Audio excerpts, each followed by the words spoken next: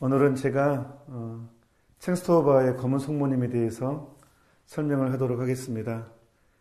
이 챙스토바의 검은 성모님으로 알려져 있는 이 성모님은 다른 그림하고 탁월하게 다른 점이 하나 있습니다. 뭐냐 그러면 여러분들이 접했던 모든 성모상이나 성모님 그림은 성모님을 한 번도 본 적이 없는 사람의 작품이죠. 그런데 지구상의 유일한 단 한 점은 바로 성모님을 직접 본 사람의 그림이 있다는 거예요. 성모님을 이야기를 들으면서 성모님 앞에 성모님과 함께 안에서 성모님을 보면서 그린 그림이 딱 한 점이 존재하는데 그 한 점이 바로 이 성모상입니다. 그럼 누가 그렸느냐? 바로 루카복음사가 그랬다고 알려져 있습니다. 사복음서 중에서 유일하게 예수님의 어린 시절이 나와 있는 복음이 루카복음이죠. 루카복음사가가 성모님을 찾아갔다 그래요. 예수님의 어린 시절을 알고 싶어서 성모님으로부터 예수님의 어린 시절을 얘기를 들으면서 큰 영감을 받으면서 바로 그 성모님 앞에서 그린 그림이 바로 이 그림입니다. 그래서 지구상의 단 한 점, 유일한 그림입니다. 성모님을 직접 보고 성모님 얘기를 듣고 그린 유일한 그림이죠. 그래서 초세기부터 대단히 이 그림은 인기가 있었고 많은 사람들이 이 앞에서 기도를 많이 했었습니다. 초를 켜놓고 정말 오랜 시간 동안 기도하는 바람에 이 촛불의 끓음에 의해서 이 그림이 이렇게 검게 이렇게 변했다고 합니다. 원래는 이렇지 않았는데 이제 하도 이 그림이 유명하고 이렇게 알려져서 이제 유럽까지 이 그림이 알려지게 됐어요. 그래서 몇백 년이 지나고 이 그림이 이제 유럽으로 이제 이렇게 수송을 하게 됩니다. 그런데 이제 폴란드를 거쳐 지나가게 됐어요. 지금의 이제 챙스토바라는 도시입니다. 이 도시에 가다가 하룻밤을 먹게 되죠. 여기에서. 그리고 다음날 출발하려고 하는데 이 그림을 싣고 마차에 싣고 출발하려고 하는데 말이 움직이지를 않은 거예요.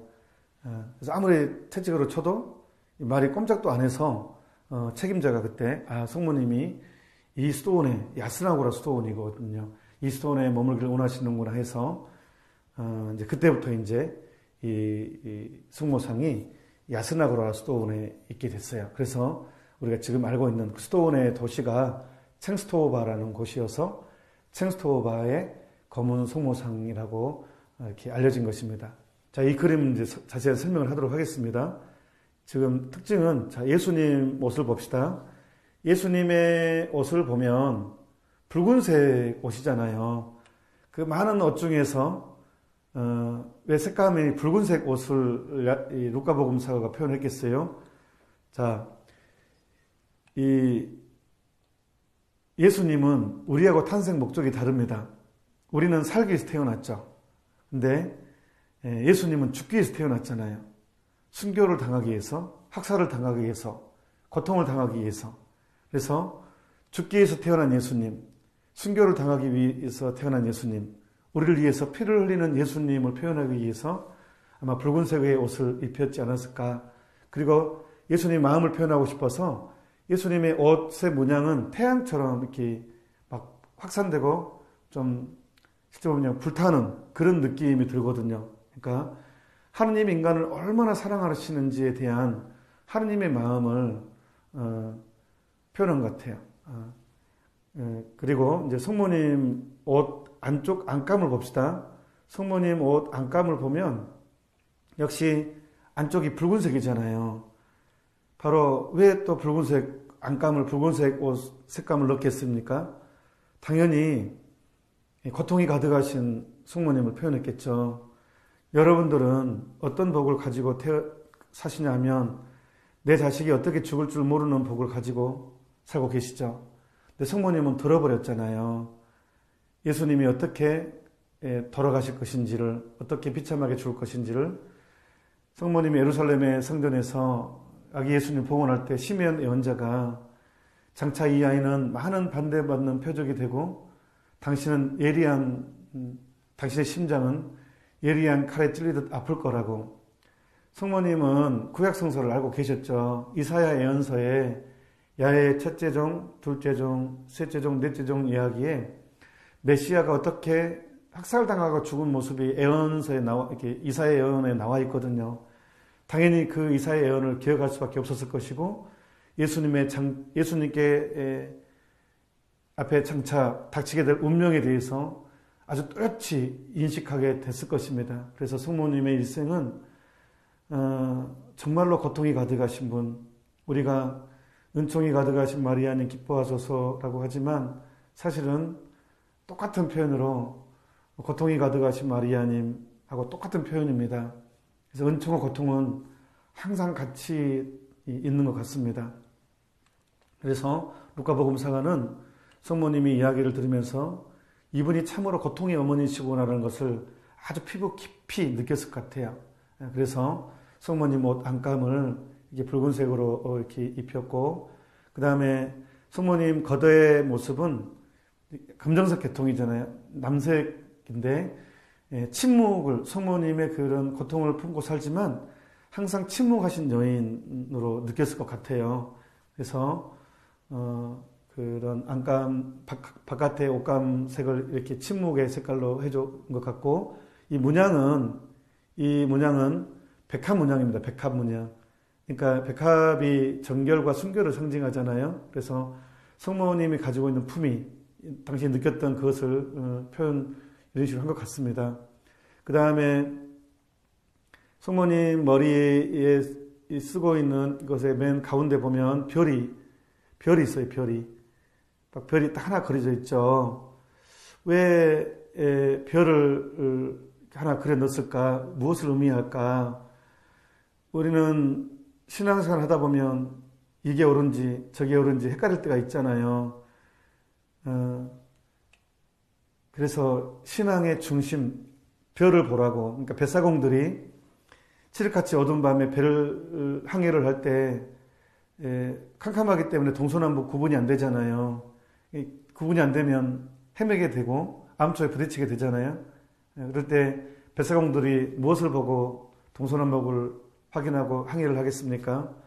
별을 보고 하잖아요. 그래서 루카복음사가는 바로 별을 그려 놓음으로써 여러분들의 신앙이 헷갈리고 헤매게 될 때 성모님 바라보라고 별을 그려놨을 거라고 저는 확신합니다. 그래서 가톨릭 성가 241장에 보면 바다에 버리신 성모님이라고 하잖아요. 우리 신앙의 모델이고 모범이고 기준이라는 것을 제시한 것입니다. 그래서 어두운 시대일수록 성모님이 우리 신앙의 기준임을 바라보고 그분 말씀을 따른다면 우리는 길을 헤매지 않고 온전하게 하나님 나라를 차지하게 될 것입니다. 그리고 성모님, 여러분들이 가장 궁금해 하실 것 같은 성모님 얼굴에 흉터, 상처 난 것, 이 상처 유래는 이렇습니다. 초세기에 대단히 이 그림은 유명했기 때문에 많은 사람들이 관심을 갖게 됐죠. 그래서 이제 유럽으로 이 그림을 이제 이송을 하게 됐습니다. 근데 지금의 폴란드의 이제 중간 지점이죠. 그래서 이제 지금의 첵스토바라는 도시에 야스나고라 수도원이 있어요. 거기 수도원에 이제 하룻밤을 묵고 다음날 이제 출발하려고 했는데 아까 설명했죠.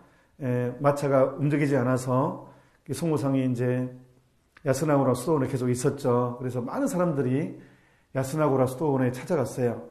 그러던 이제 어느 날 14세기, 15세기, 16세기 때는 교회 혼란 시기죠.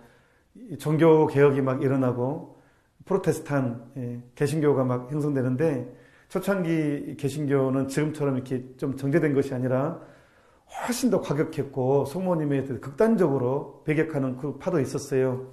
그 중에 하나가 후스파라는 조직이 있었는데 이 수도원을 습격을 하게 됩니다.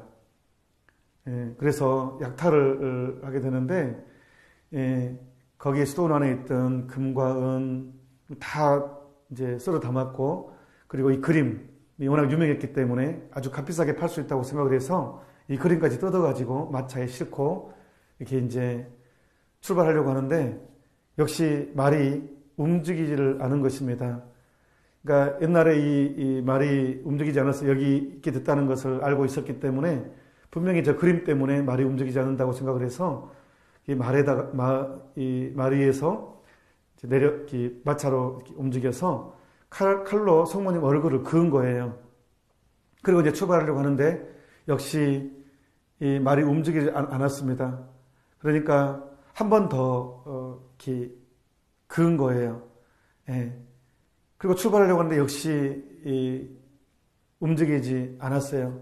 세 번째 그려고 딱 되는데 말이 힝 하고 일어나는 바람에 이 사람이 마차에서 떨어져서 바로 즉사를 하게 됩니다. 이것을 지켜보고 있던 사람들이 너무 이제 공포에 떨고 두려움에 떨어서 이 마차를 놓고 다 도망갔다고 그래요. 그래서 이 성모님 상이, 챈스토브 검은 성모님이 이제 약탈당하지 않고 그대로 수도원에 보존이 됐었죠. 그리고 또 한 번의 위기가 와요. 1차 세계대전, 2차 세계대전.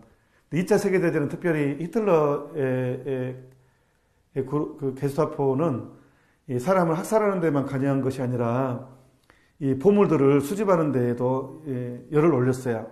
당연히 이 야스나고르 수도원에 챈스토바의 검은 성모님도 약탈 품목에 들어갔죠.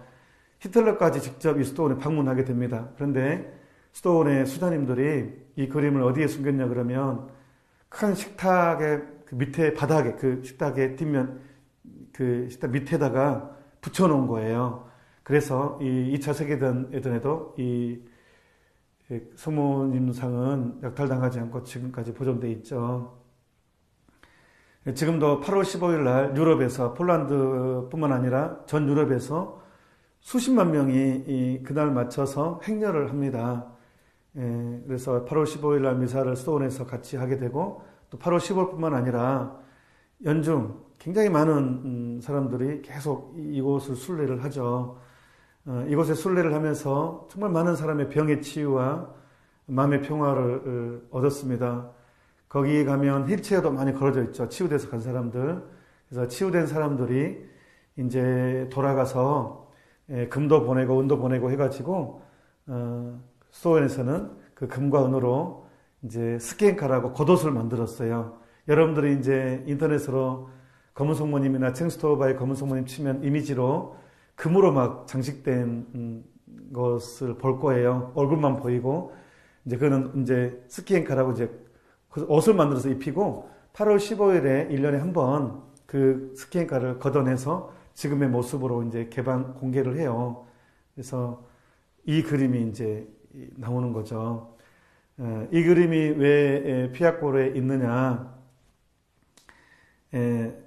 제가 작년에 이제 이곳에 피아골 피정직 관장신부로 왔거든요. 근데 한 교구의 타교구인데 신부님이 이 그림을 이제 제작을 했고 그 자매님이 기도를 하다가 저한테 갖다 주고 싶었대요.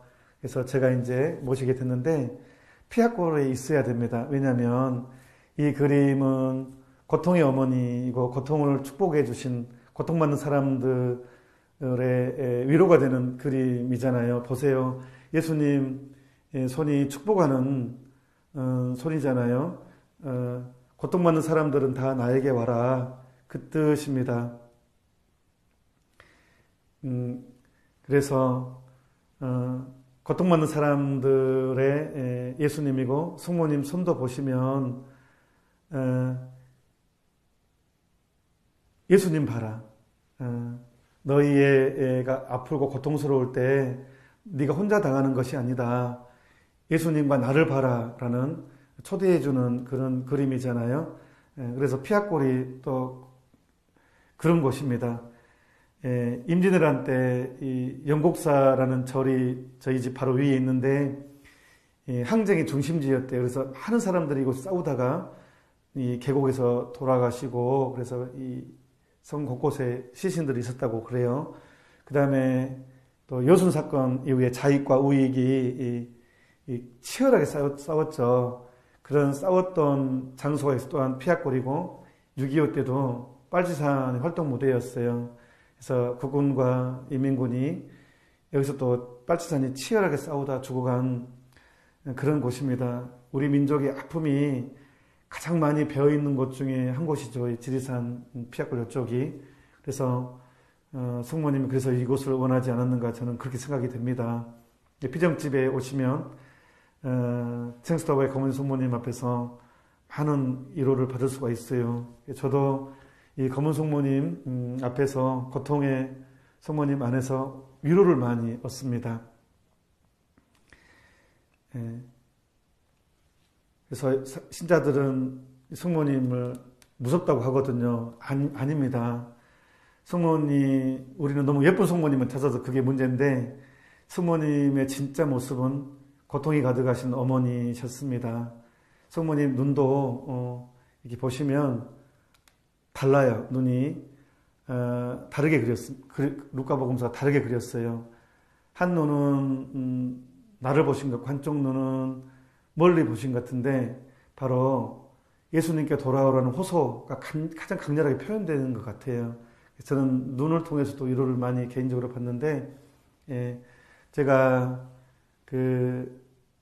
저희 가톨릭 신앙 방송국 개국을 하면서 100명에 한해서 제가 이 상본을 보내드렸어요. 근데 조그만 상본이었죠. 근데 만약에 이제 피아골 오신다면 제가 피정객들에게는 제가 한 장씩 또 가지고 있는 한 전달하도록 하겠습니다. 이상 생스토바의 검은 성모님 소개였습니다. 오늘도 좋은 하루 되시기 바랍니다. 감사합니다.